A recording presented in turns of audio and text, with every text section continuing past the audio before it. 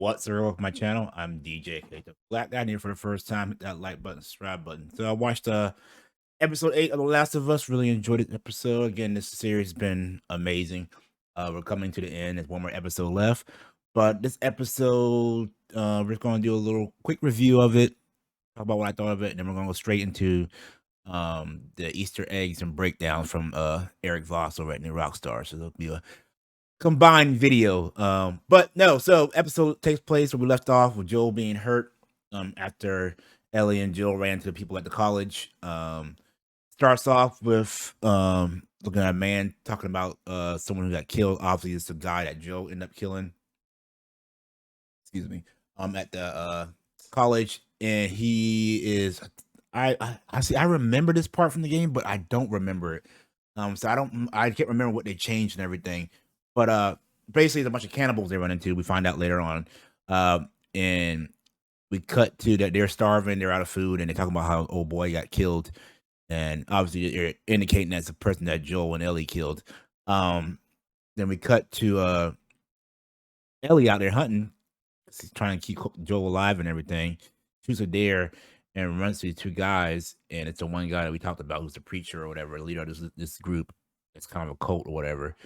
And he sends the one guy. He's like, they want talk about the deer. You can't drag it back by yourself. She's like, well, I'll trade you medicine. Nothing I have for the deer. So she sends the one guy back. But it's all a ruse because the guy realizes that Ellie is the girl that was with the guy from the college that killed their person from the group, and end up Ellie gets kidnapped by them. Or they come back and she escapes and they're hunting her down. The thing, and they end up shooting a horse. She falls off, and they capture her. Meanwhile, Joe's all still trying to recover, and they're going house to house looking for him. He kills two guys and find out where Ellie is. Fast forward to where they're keeping Ellie captured at. She learns that they're eating people, and I think this is from the game. She ended up breaking the guy's fingers and talking about uh, tell him my name is Ellie. I'm the guy who broke your effing fingers and everything. And they try to, so he's like, "Hey, well, screw you. We're gonna kill you." They put her on a table, try to, go ahead and chop her up in the butcher shop. Which I do remember that restaurant that they're in from the game, I believe. And she shows them I'm infected, and they're like, "No, you can't be infected. It's been too long."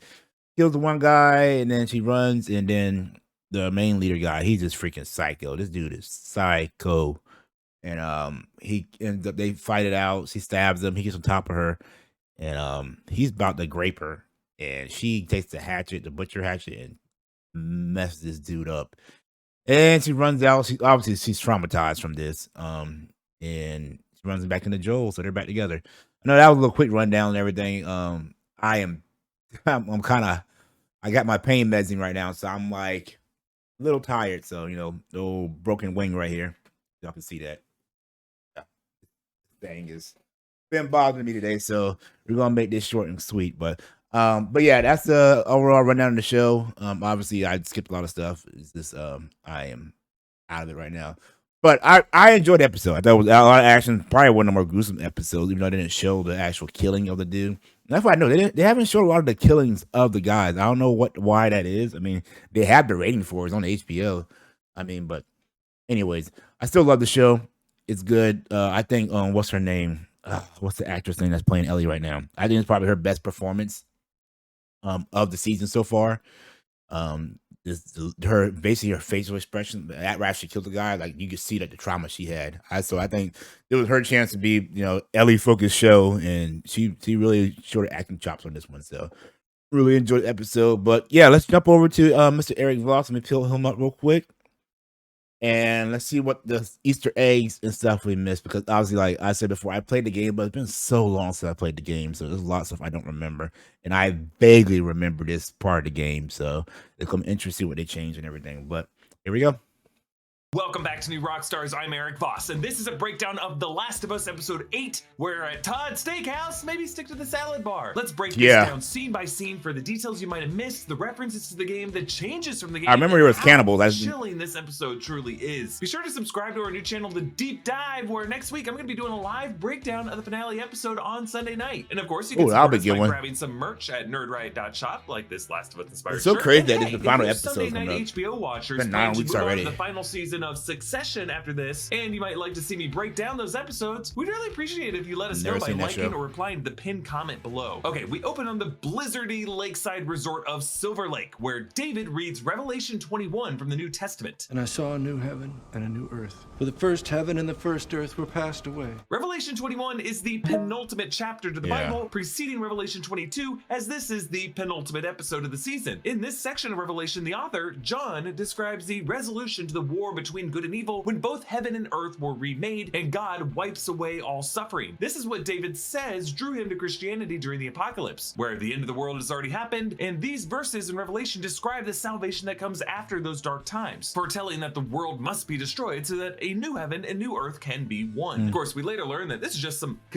fun fact. I grew up in the church, and I'm not that religious no more, but as a little kid, that's probably the first book of the Bible I read was Revelations. I was just so fascinated about the end of the world and everything. So I'm pretty knowledgeable about the book of Revelation. Something I kind of like growing up, I kind of studied and everything. So I'm not in the church no more, but I don't know. Of course, I would gravitate to the apocalypse, of the Bible. But yeah, so.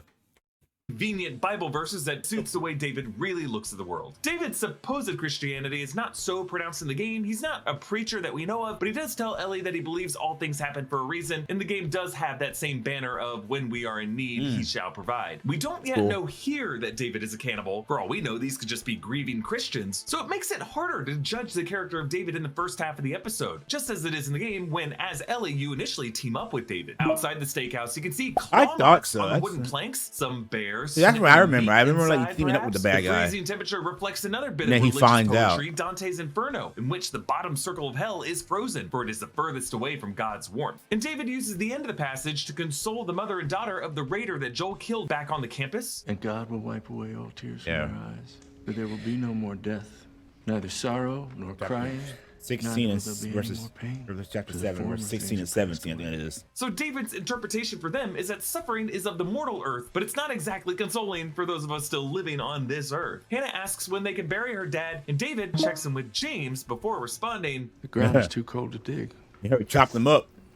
We'll bury your father in the spring." Yeah, I don't think that's the only reason why. David later says only a few people know that they've resorted to cannibalism, and I think David wants to keep a few spare ribs on the menu. David's lieutenant, James, is played by Troy Baker, who played Joel in the games and hosts the amazing HBO Last of Us podcast with Craig Mazin and Neil Druckmann. Both Troy Baker and Ellie game actress Ashley Johnson have roles on this show. Johnson will appear next episode as Anna, Ellie's mother, while Merle Dandridge is the one actor on the show who also played her character Marlene in the games. David asks James how much they have left, and after a pause, he clarifies venison, elk, and rabbit, indicating that they've already probably begun mixing human meat into the food supply. David's really asking for a countdown of how long they have before they have to start killing current residents and letting everyone knows that this is what they've been doing. If David acts like he's the second coming of Jesus, James is the analog of the doubting Thomas, who must see to believe. Though interestingly, it's Ellie's wrist scarring that opens his eyes, and Joel with the stab wound at his side, the two of them together representing the great redeemer of this episode. This episode adapts the part of the game where you play as Ellie at the lakeside resort location as Joel is recovering from his injury, and it presents a whole new challenge playing as a character who hasn't had the same experience as the other protagonist. Ellie uses a bow and arrow in the game instead of Tommy's rifle with the scope here, and we don't really get to know David quite as well. And they removed a section from the game where Ellie and David team up to escape a horde of infected. Ellie first spots a that's what I remember. Yeah, I know more of that. Pointed out this show drawing a comparison between the white rabbit that Ellie takes and Ellie herself. A motif continued in episode 7 with the white rabbit in the mall photo booth, and now it definitely seems intentional. This white rabbit ends up getting away, its innocent white fur disappearing in the snow as Ellie escapes this episode into the white blizzard. You can also draw a connection to Alice in Wonderland. Alice chases a white rabbit through the portal into another world, as Ellie, you could argue, does here, with David being the grinning Cheshire cat, though that cat isn't even the biggest threat. The Queen of Hearts is, and in the show, our Queen of Hearts is, actually we'll get to that in spoiler corner. As you do in the game, Ellie has to follow the blood trail from the deer, where that wounded deer eventually collapses, and she finds finds David and James there. The conversation is almost word for word, except Ellie holds them up with a gun instead of a bow and arrow. Any sudden moves, I put one right between your eyes.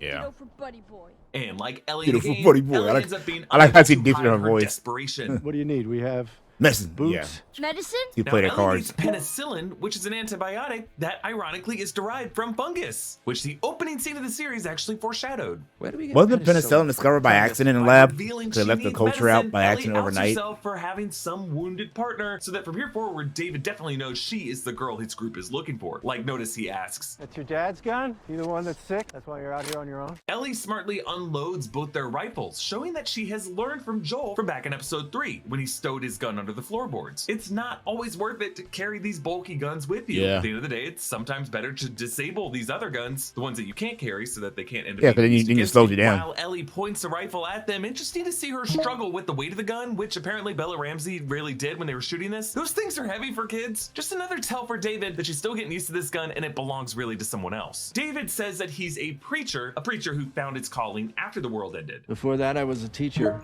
Math. Taught kids about your age. Now, saying he's a teacher is similar to the moment in Saving Private Ryan when Captain Miller finally reveals that before Amazing joining the movie. Army, he was a high One of school my English top teacher. In fact, that 3 movie came war out in movies of all 1998. For time. all we know, David just saw that movie and saw how quickly it won over the trust of his group and thought, you know what, I might use that. It's probably likely that David isn't telling the truth because later he says, I've always had a violent heart, and I struggled with it for a long time. So you're But then the freaking world ended, and rapist. I was shown the truth. and so David's backstory is left a mystery, and it probably wasn't good. He's kind of like Heath Ledger's Joker in The Dark Knight, or to borrow from another survivalist series, Lost, like Ben Linus, when he claims to be Henry Gale, when for him the shoe was on the other foot, and he was locked in a kitchen in season 2. We learn more and more frightening things about David as this episode goes. But here David says, But Yeah. when the Pittsburgh QZ fell in 17, Fireflies and Fedra, I left with a few others, and that's how I ended up with our flock. so there's a good chance he was in Pittsburgh, which in the show they bypassed, but in the game, that is where the Henry and Sam events take place. David also calls his group his flock, a common preacher metaphor, which is a bit ironic since its actor is Scott Shepard, who is in a bunch of things, including True Detective Season 3. I really love this conversation because in the game, all you really get is David saying, everything happens for a reason, and then segueing into him saying she and Joel were the ones they were looking for. But now, Ellie and we are lured into this false sense of security just by David's affable charm. David tells James to give her the medicine and lets her escape. Now, why does he do this? This thing a lot of game players were speculating about, and the actor who played David in the games, Nolan North, whom Tommy and I interviewed on New Rockstars a few years back, Nolan North said that David's interest in Ellie, especially when he puts his hand on That's hers so later, creepy. wasn't necessarily in the game overtly sexual, but that idea does start to creep into David's mind as he considers himself a protector growing a community. He clearly likes to get his way. You know, when you're put in that situation, maybe the population is, you know, his group, and there's not as many women, and he wants to repopulate his area. And Yeah, there's that's somebody freaking who's cult clearly leader a status survivor. crap, man. That's Look at creepy. baby Greg Miller there. I love what Greg, Tim, Colin, and Nick and the rest have built with Kind of Funny. They got an amazing team over there. But unlike the games, we spend a lot of time with David's community, and we witness their suspicions that they are eating human flesh. What is it?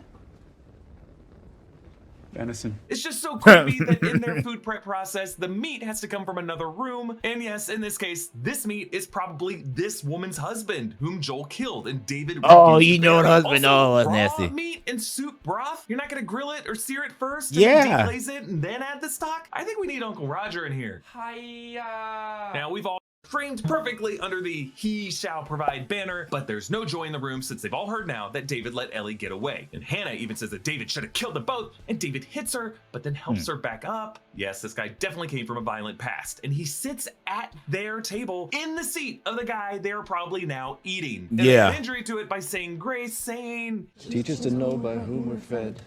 Bless us with Christ. I didn't catch that part. yeah, Christ the living bread. Definitely a parallel here with Jesus at the Last Supper saying, take this all of you and eat it. This is my body. This group perversely distorting that to justify cannibalism. While the residents gobble down their probably man stew, the guy who brought in the meat is a bit slower to put a chunk of it in his mouth. Yeah, because he's he the one knows. who chopped the guy up. David leads a hunting party to the neighborhood and orders to leave Ellie alive. If we leave her out here, she'll die. Yeah, maybe that's God's will.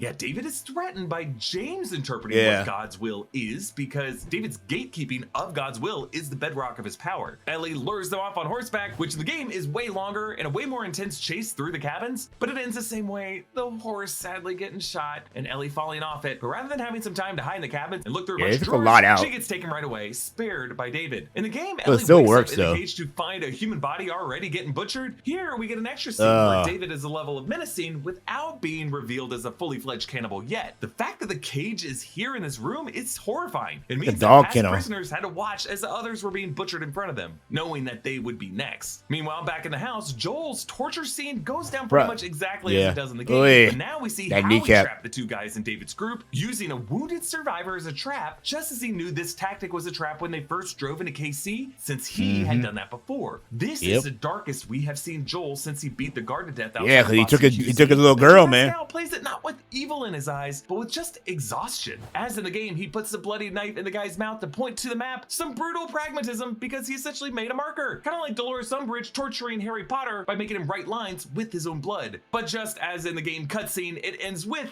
It's okay. No. I believe him. No. That's all right. I believe him. No way! Almost word for word. Now the game actually shows the pipe hitting the head, thankfully not here, because we are not in Joel's perspective, we are in his victim's perspective. So not until David brings the plate of food does Ellie notice the ear on the ground. She refuses to eat the food, whereas in the game, Ellie trusts that it's deer meat and she eats some of it before she kicks the plate. But this script in the scene gives David a lot more of a rationale. He says that this was the last resort to keep his people from starving, and not to defend cannibalism in really any context. It's happened before. Read up on the story of the Uruguay. Yeah, I'm about to see the story. Yeah, the plane crash. 1972. These were the I remember that story. The movie Alive, when these group of survivors crashed in the Andes Mountains and they had to resort to cannibalism to survive. It's an insane story. But they didn't kill the people, but they ate the ones that died. Friends, knowing they wouldn't survive, hoping that their bodies would be used to keep their friends going. Perhaps a more apt historical comparison would be the Donner Party of 1847, a group of pioneers who got stuck in the freezing cold temperatures of the California Sierra Nevadas, and some of whom had to resort to cannibalism. Of course, this is a whole other thing than what we see here. I mean, we know there are deer and rabbit and those. You have food sources. Ever justified to murder someone and Jeffrey Dahmer their corpse. But David has an even wilder rationale. He says he was shown the truth not by God, but by cordyceps. What does cordyceps do? Is it evil? No. It's fruitful. It multiplies. It feeds and protects its children. And it secures its future with violence if it must. It loves. So David really exposes himself as a false preacher, or at least a guy who false prophet or whatever, Christianity to suit his own perverse worldview. He worships an amoral natural force, saying, quote, "It's fruitful, it multiplies," which is a reference to Genesis 35:11. This episode begins with Revelation and ends with Genesis. In Genesis, God said to Jacob, renaming him Israel, "Be fruitful and multiply. A nation and a company of nations." It's very Bible heavy on this episode. And kings shall come from your body. Another hint at David's true Jeffrey Epsteinian goal to seek mates to produce as many offspring as possible. David ends by saying cordyceps loves, a recurring message from Mason. It's not bad enough you're a cannibalism. You're a freaking rapist in a cult. Like, you want little shows how love great little girls and everything. David places his hand on the bars. We'd make I love the scene. Perfect. I do remember this from the game. Spread out, and we do whatever we needed for our people. Yeah, he says grow, spread out, like he's describing the fungal outgrowth in the opening credits. Ellie seems to engage with him for a second, but breaks his finger and tries to steal the keys. This is how the scene ends in the game, both times with David saying, "How did you put it? Tiny little pieces?" How did you put it? Tiny pieces. Now, instead of Ellie seeing the corpse being butchered in the game, the first glimpse of the corpses here is left for Joel. A few bodies suspended from above. Is a lot like the bodies that Joel runs past in the games later. It's just really freaky to pass these. Ellie escapes the same way, by biting David and claiming to be infected, showing them her arm, and using that hesitation to get James in the neck. But one interesting change here is that the fire in the restaurant is caused by Ellie throwing a log. In the game, a lantern gets knocked over, so here it becomes a hell of Ellie's own making, and David maniacally decides not to leave. Fighting David in the game is not easy. You have to sneak up behind him and be careful not to step on broken plates, because David will hear you and turn around. And you gotta stab him 3 times, but after the second stab, David stops just casually around calling your name and begins to crouch and sneak around himself. And they pay homage to that here in the way that Ellie sneaks up behind David and makes a mistake. Ugh.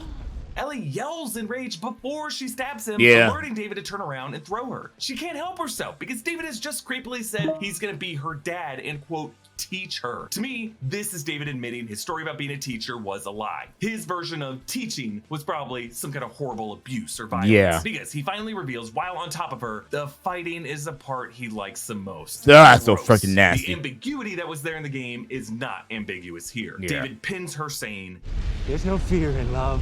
this is the ultimate bullshit that Yeah. proves David has never actually loved anyone because nothing is scarier than love. As Joel and Ellie know, to truly love something is That to scene feel made me piss me vulnerable, off. I hate to feel that kind you of will shit. lose that person or that something awful might happen to them. So Ellie doesn't just kill David, she absolutely destroys him and Yes. everything he represents. Love that. And I'm so grateful. I- this she butchery was goes so down exactly good as it acting does that in the game, scene. and I'm blown away with the intensity that Bella Ramsey brings. Yeah, Bella Ramsey, that's her name. I can't remember her name earlier. I just feel like she did some good acting in that scene. You Her can hear face. her voice give out on that last screen. Now in the game, Joel pulls Ellie off of David, but this show lets Ellie finish until she feels complete, and Joel catches her outside. It's okay, baby girl. Oh, I love that.